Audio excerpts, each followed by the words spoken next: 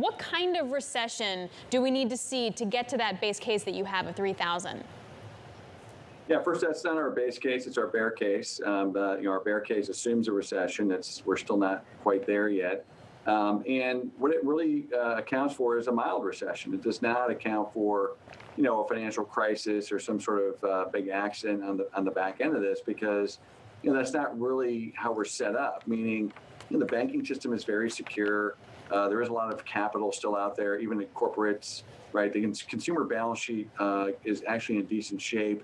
So it'll be a mild recession if we get one, and we think the odds are increasing for sure into later this year, next year.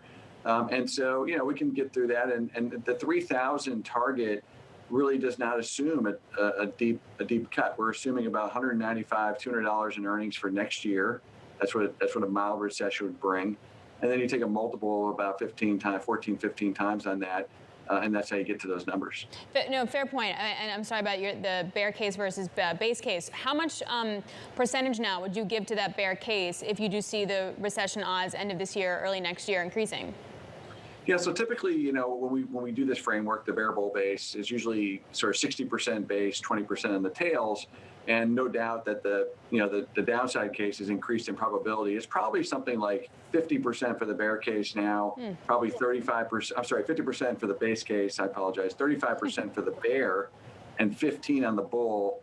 And the bull really is getting pretty unlikely. The bull case is sort of this Goldilocks outcome.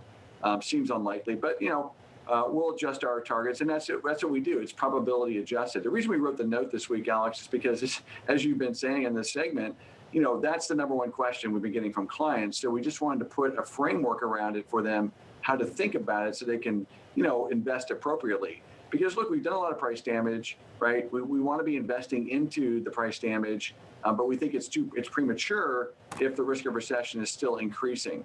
So therefore, as you move further away from, say, 3,500, which we are now, 3,800 is kind of where we are today, the risk reward is pretty poor. And that's really the bottom line conclusion.